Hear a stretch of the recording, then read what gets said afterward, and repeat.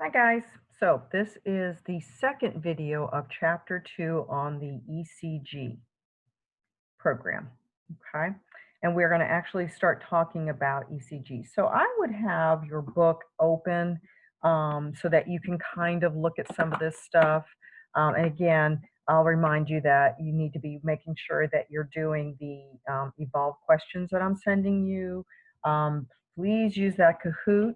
And also, there's going to be at this end of this chapter, there's going to be some practice slides for you to do.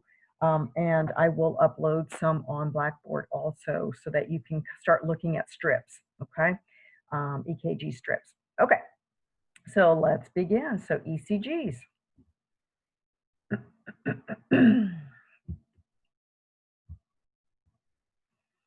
Okay, so we, on the last video in the beginning, we talked about some conduction systems, okay? This is kind of a drawing of the heart. An impulse normally is generated in the SA node, like we talked about, or we talked about that was the first pacemaker, right? And it travels through the atria to the AV node, down the bundle of HIS and the Purkinje fibers, and through the ventricle myocardium, recording of the depolarizing and repolarizing currents in the heart with electrodes on the surface of the body produces the waveforms that we're going to talk about. So this whole program is about being able to, as a PCT, perform some ECGs, okay? So we're going to talk about where those waveforms come out of and why they're abnormal. And we're going to talk about all this right here, the P and the R and the Q and the S and T's and all that stuff. Okay. Let's move on. Okay. So an electrocardiographic monitoring may be used for the following purposes. Okay. You're going to be able to monitor the patient's heart rate, evaluate the effects of disease or injury on the heart rate function, to evaluate pacemaker function, to evaluate the response of certain medications on the heart, to obtain a baseline recording before, during, and after a medical procedure. A lot of times, if you're going in for surgery, one of the prereqs are you having an ECG. Just make sure that nothing's abnormal, okay? Also, to evaluate for signs of myocardial ischemia, injury, and infarction, okay?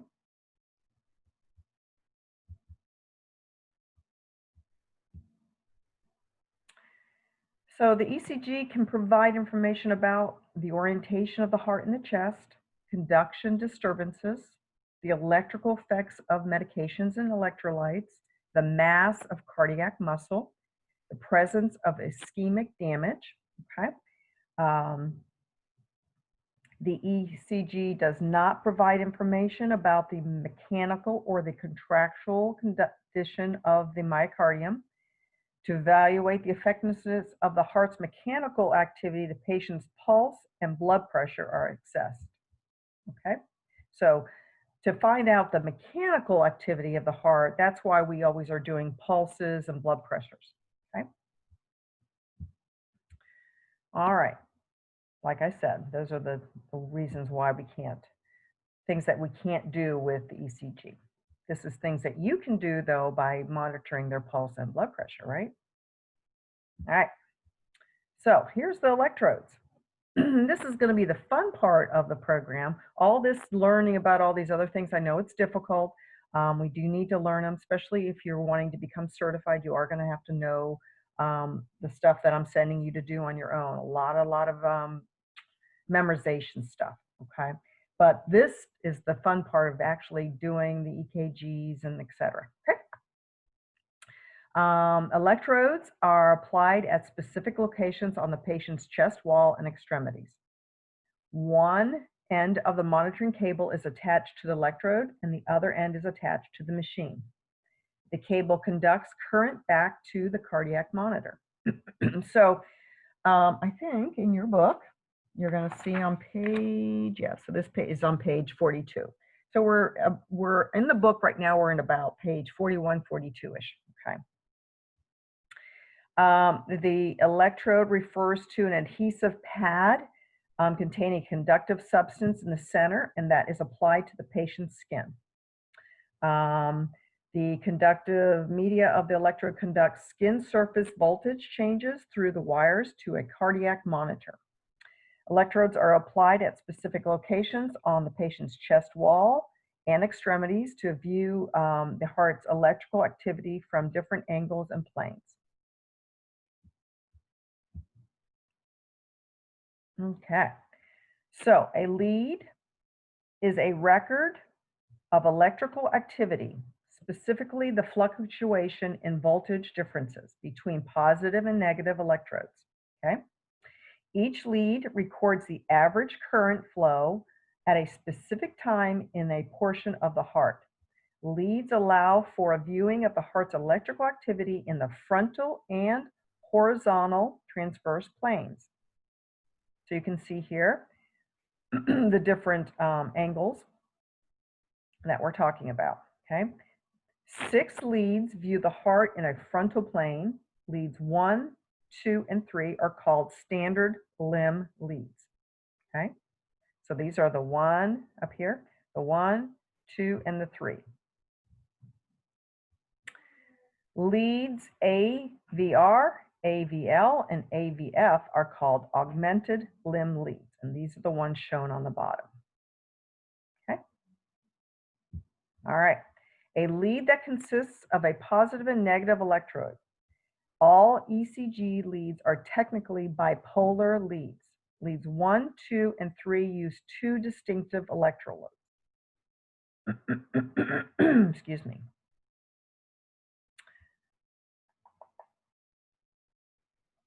Okay, let's move on. Just make sure I'm catching everything for you guys, to make sure I'm not forgetting anything. Leads 1, 2, and 3. Right arm electrode is always a negative. Left leg electrode is always a positive. Okay, so if you look here, the right arm is negative. Left leg is positive. Okay.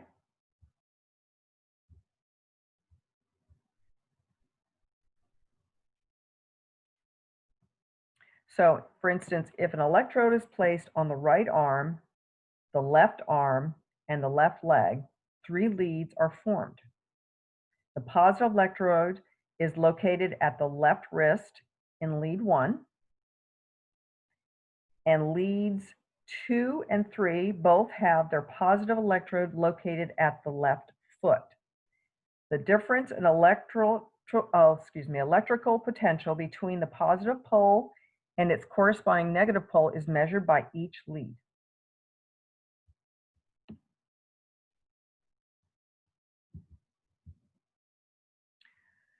Okay, so lead 1. Let me get a little sippy here. It records differences in electrical potential between the left arm, which is positive, and the right arm, negative electrodes. Views lateral wall of electrical ventricle.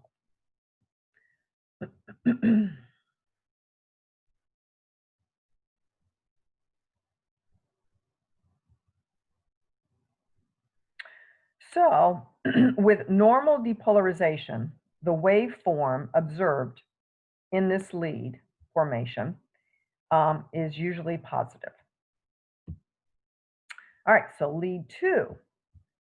So lead 2 records the difference in electrical potential between the left leg positive and the right arm negative electrodes.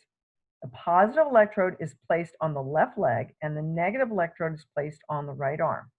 Lead 2 views the inferior surface of the left ventricle. This lead is commonly used for cardiac monitoring because positioning of the positive and negative electrodes in this lead most closely resemble the normal pathway of current flow in the heart. Okay, so lead 3 records differences in electrical potential between the left leg positive and the left arm negative electrodes. views inferior surface of the left ventricle. Okay, so in a nutshell, this is the one I want you to look at. So make note, please. Let me see, it actually is in, make sure this is right. So this slide is on page 43, make note of it, and it's on table 2.2. So again, lead 1, left arm, positive electrode, right arm, negative electrode, heart surface that we're viewing is lateral. 2, left leg is positive, right arm is negative, and we're viewing the inferior. And then lead 3, left leg is positive, left arm is negative, and we're again viewing the inferior. Okay? Again, that's on page 43. Okay. Augmented limb leads. Okay, leads AVR, AVL, and AVF. A, augmented, V, voltage, R, right arm, L, left arm, F, foot, usually of the left leg, okay? So A is right here, augmented. V in all these means voltage. R means right, L, or right arm, L, left arm, and the F is the foot, and we usually use the left, okay?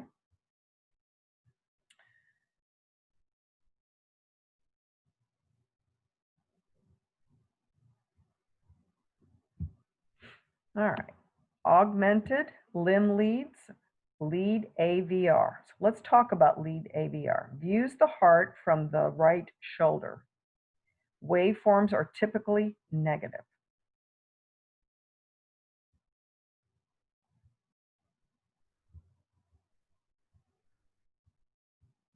Okay. Lead AVL views the heart from the left shoulder, oriented to the lateral wall of the left ventricle. And the lead AVF views the heart from the left foot, views the inferior surface of the left ventricle. Okay, so again, this is going to be, let me make sure, is on page 44. Again, this summarizes everything I just said in a little graph. So I would really concentrate on this, okay? So it's all here. Lead AVR, right arm, positive electrode, heart surface, none. AVL, left arm, positive, lateral. AVF, left leg, inferior. Again, just view that on page 44. Horizontal plane ECG leads. 6 chest or V leads. View the heart in the horizontal plane, okay?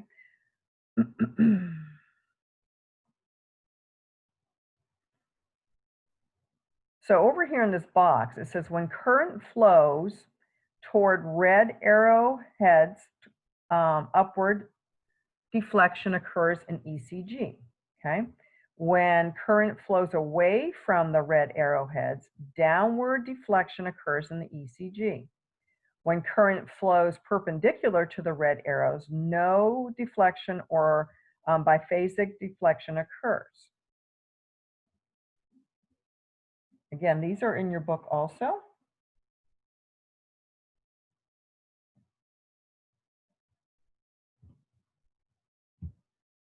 Okay, so horizontal plane ECG leads. And these all are listed where they are, and you can see them here. So just pay attention to that. They are on page, again, 44.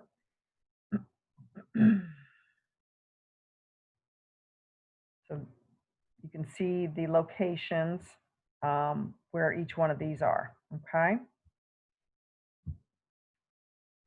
Right chest leads, again, are on page 45.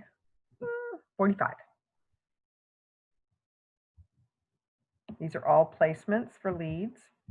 And then posterior chest leads. On a standard 12-lead ECG, no leads look directly um, at the posterior surface of the heart. Additionally, chest leads may be used for this purpose, okay? And alternative leads. So this is just are sometimes useful in differentiating among different kinds of dysrhythmias, okay?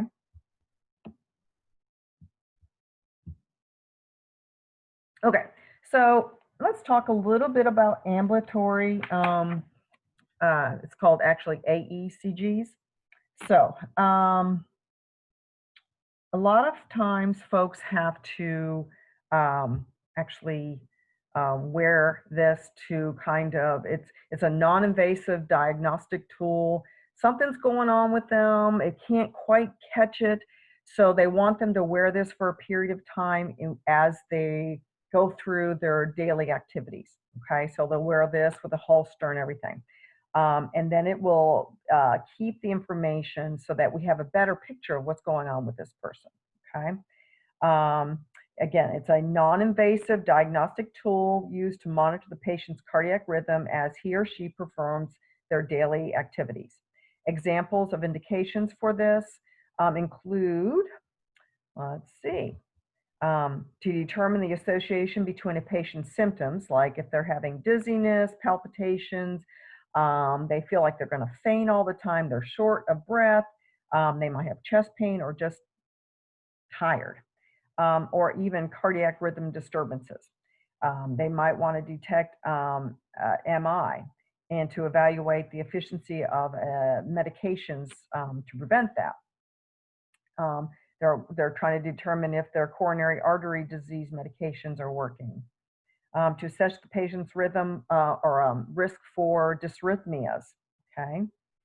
So these are all reasons somebody might have that.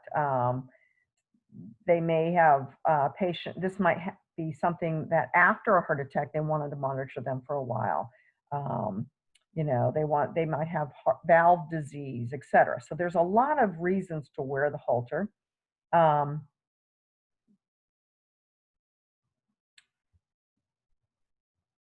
Okay, so let's move on with that. So indications, again, they might be having dizziness, they might be having palpitations in their chest, they might feel like they're going to faint, shortness of breath, chest pain, fatigue, okay?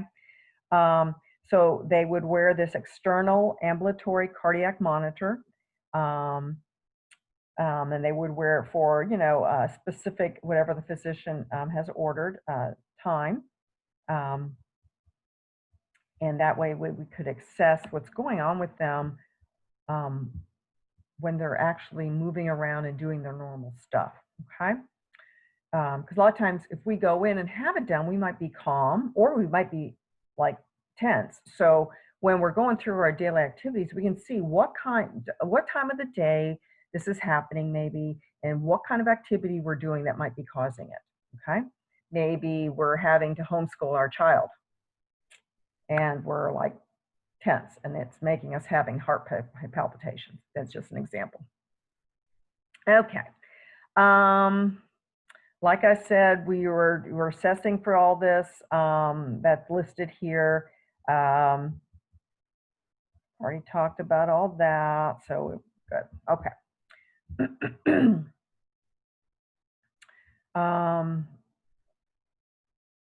let's move on. I want to show you what it looks like actually. So this would be what they actually are going to wear this little device in a halter. That's actually, you'll see the leads there. So they wear the leads. Let's say they have to wear it for 24 hours. Okay. Usually it's battery powered.